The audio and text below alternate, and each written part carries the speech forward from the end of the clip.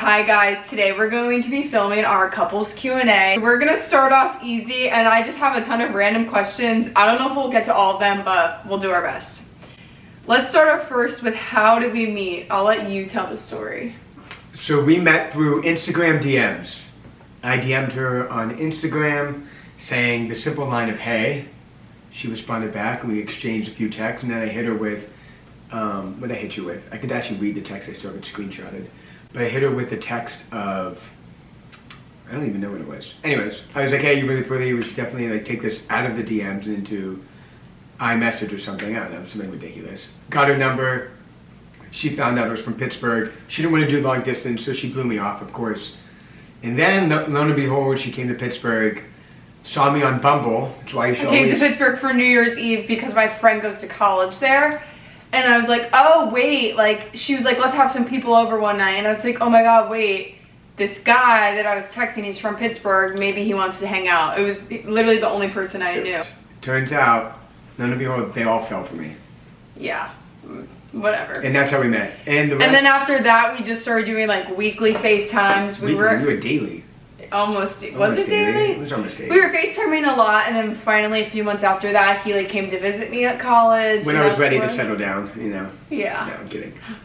Okay, so I mean that's pretty much. Long story short, it's the Instagram DMs. Yes, it is. Decision to live together right after I graduated. So I guess this is more of a me question for us.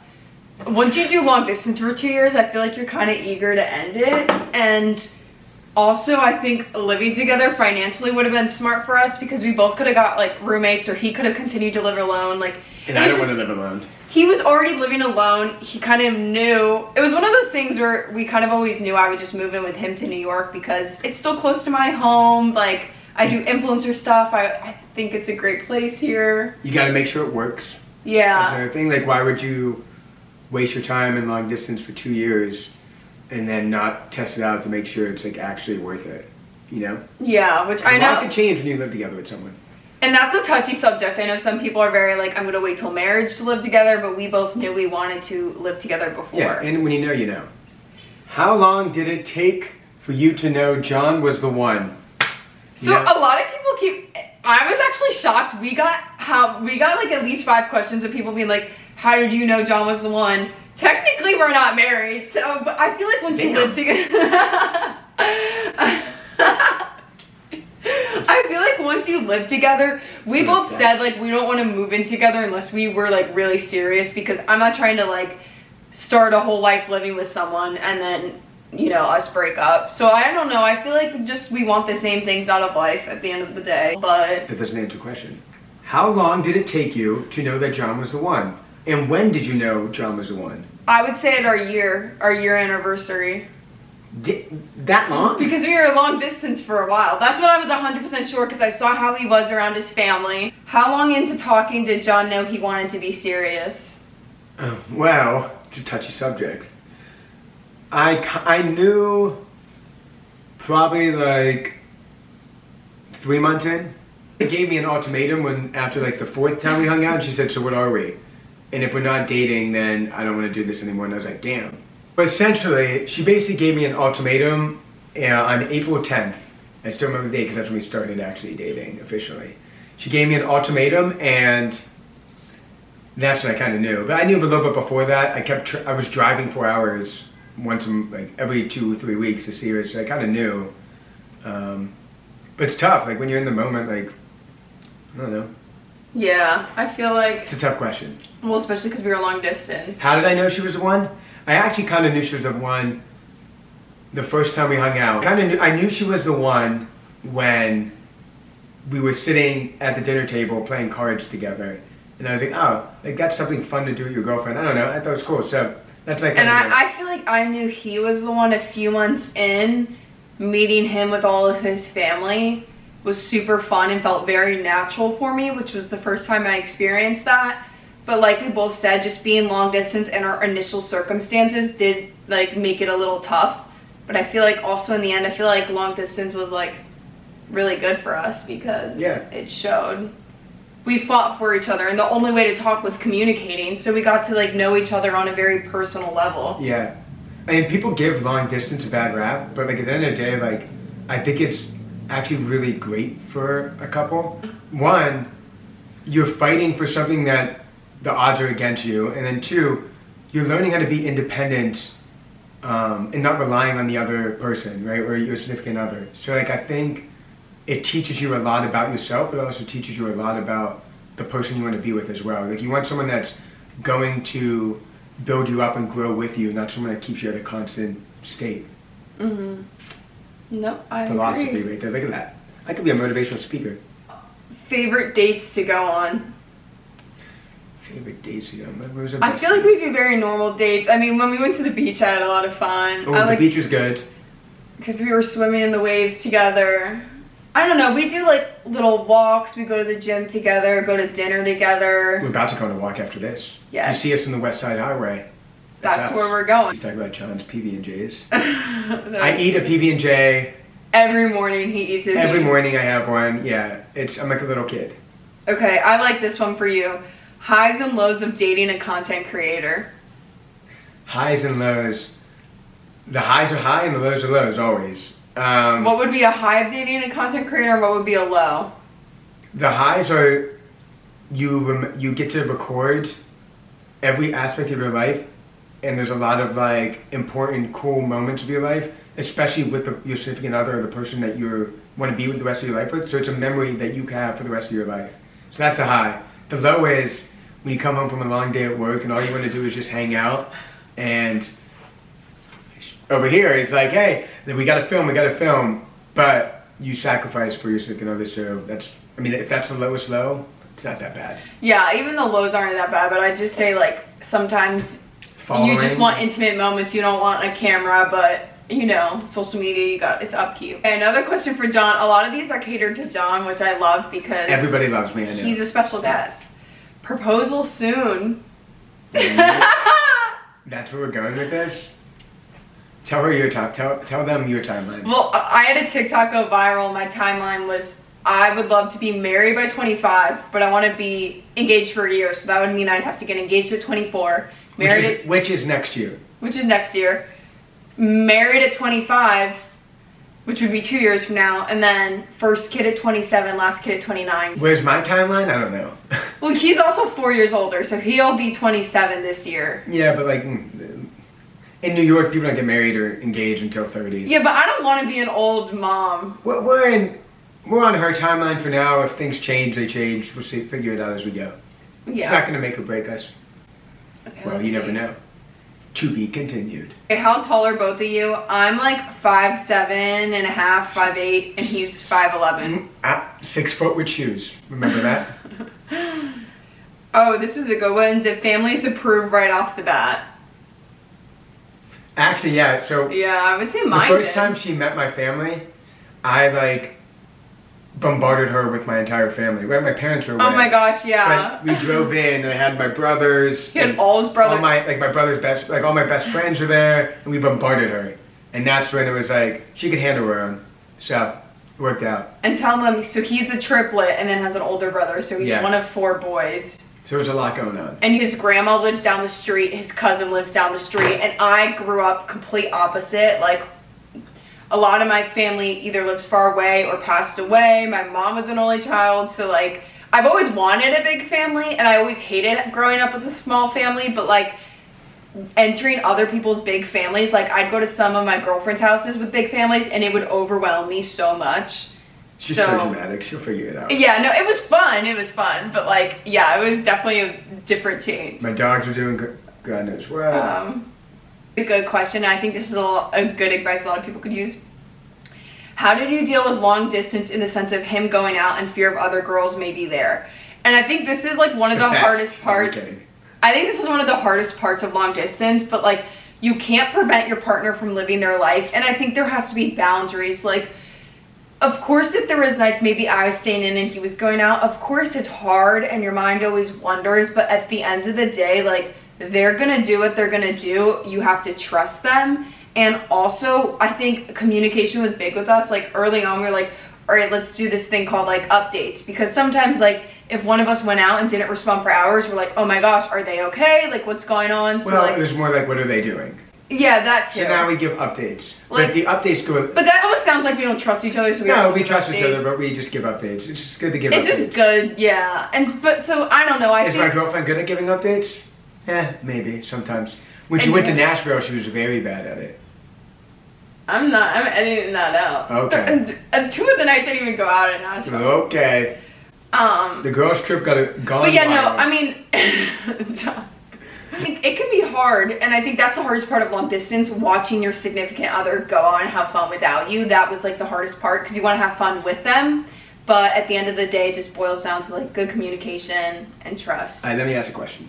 Wait, Let's you can like switch it. scroll through these. Favorite part about living with each other? I think the favorite part is you get to live with your best friend. Like I get to see him every day. My favorite part is her cooking. The movie About Last Night with Kevin Hart, there's like a scene in there when his girlfriend at the time cooks for him and 2 other guests. And when she goes to answer the telephone, he's handing out plastic bags. He's like, take the plastic bags. He's like, when she's not looking, spit the food in the plastic bag. That's kind of like my favorite part of living with Taylor. Okay, yeah, whatever. Any pet peeves about each other? Okay, my pet peeve.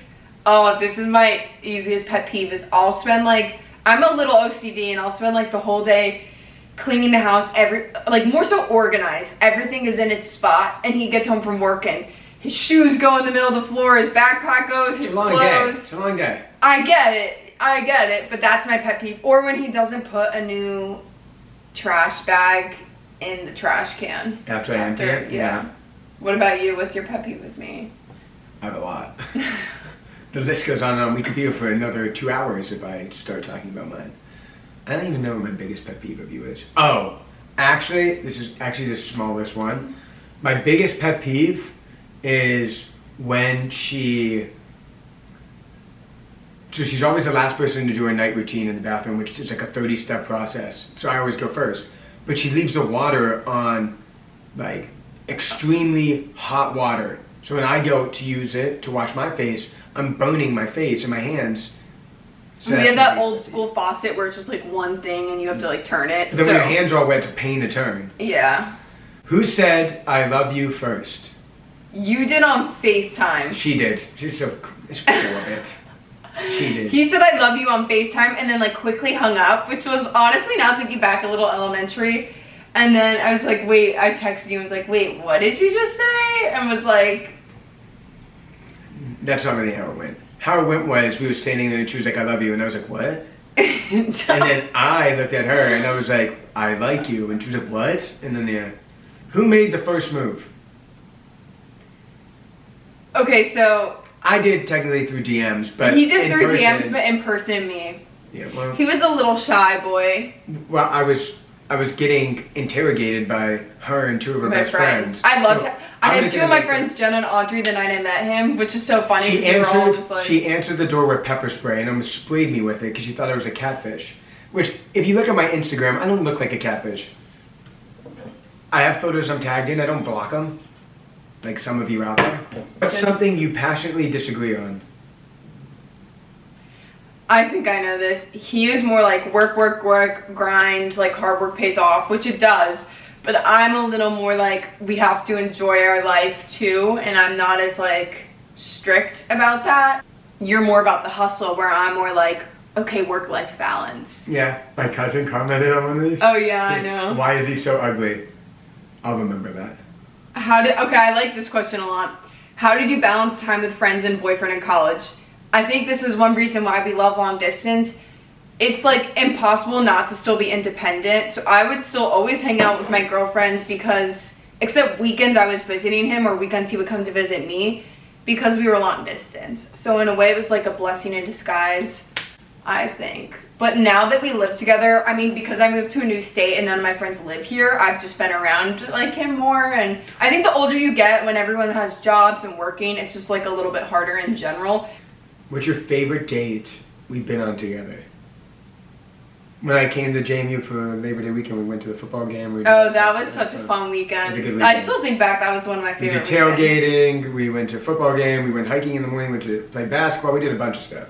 Navigating miscommunication. How you work through these things. Honestly, we still haven't figured that one out. We miscommunicate all the time. just kind of wing it. You'll learn. I think the more you pick and choose your battles, I think the longer you know the person and get an understanding, the easier it gets. Yeah, I got another good one. Thoughts on taking space. To be honest, I have a corner of the room. Half my stuff is under the bed. We don't even talk about. We did get a dresser, so that John, kind of makes it work. I think they meant taking space in the relationship, not physical space. What do you mean taking? Like taking like space from each other. Oh. Yeah. We'll keep that in there. That's good. Thoughts on taking space from each other. I've been trying to do that for years, and she's like, if we take space, we're not getting back together, and now I'm stuck in. So I don't necessarily believe in like taking breaks. I think maybe you gotta dig deeper. I don't know, because like when you're married, you can't take breaks. When you have kids, you can't take breaks. I think just working through the issue is, I think, what.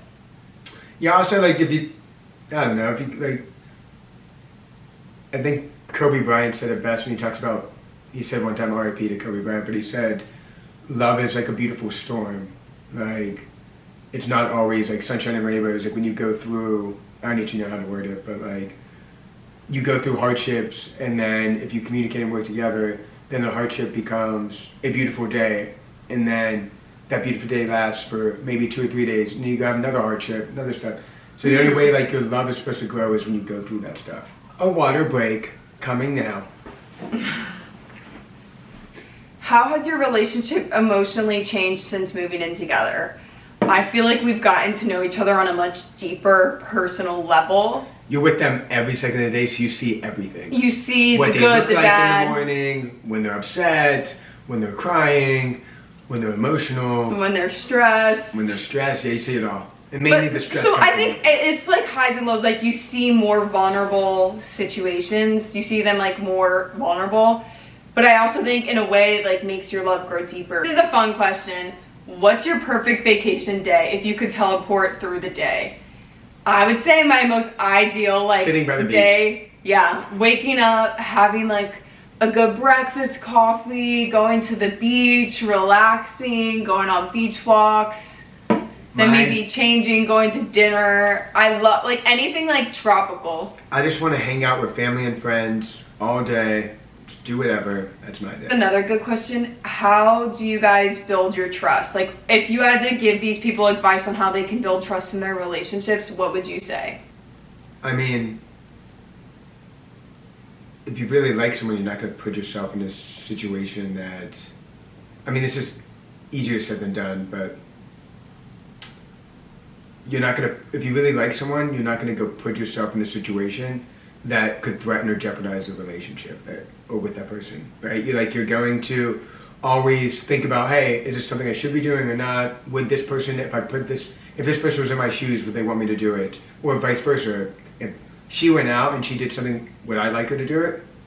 So you're always like, I don't know, like you're always, I guess morals are in it too. Like I was raised a certain way of like treating people a certain way. Like obviously I did stupid things. Like I've done stupid things, but we gotten through it and we figured it out. But then you learn from it and you figure out like, hey, I don't want to put her or jeopardize our relationship by putting us in an uncomfortable situation that could threaten us. I agree with what he said though, for sure. We're gonna do like 2 more questions, I think. What's your favorite thing about each other? We already answered this, I thought. I don't think we did. My favorite. Wait, someone asked me this today. What's your favorite and worst thing about the person? Worst thing, her cooking, because it's like the Amazing Race. Favorite thing, personality. My favorite thing about John is, I would say also, he's just very personable and friendly. Like, I mean, you're a sales guy. Like, he could talk to anyone and everyone, and I am very envious of that. Like, you have a great personality. Yeah, the sales guy. And you're very positive. A bad attribute. Yeah, but yeah. But he could be like a miser. That's my favorite thing about you. And you're very driven and motivated. Like, you're very hardworking, always busy. Favorite baby names, we're not going to share those because... Then you may steal it. Did you ever see the episode of Seinfeld when George picks a name 7 as his baby name, and then he goes to celebrate someone's baby and their baby name's 7, and he's freaking out. He's like, you can't take that name. That's why we never share it. And also, her names are horrible. There's only been a few names we've mutually agreed on, so it's like we definitely can't give those up because we'll need to use them. Thank you all for watching this. This was our first couple Q&A, so if it was a little bit of a mess, we're new to this YouTube world. We're used to TikTok. Yeah, the short content. But it's been... Welcome to the sweet life of Taylor and Jonathan. Shout out Zach and Cody. Yeah. Bam. And cut. All right, and make sure you subscribe, guys. Have a great day. See ya.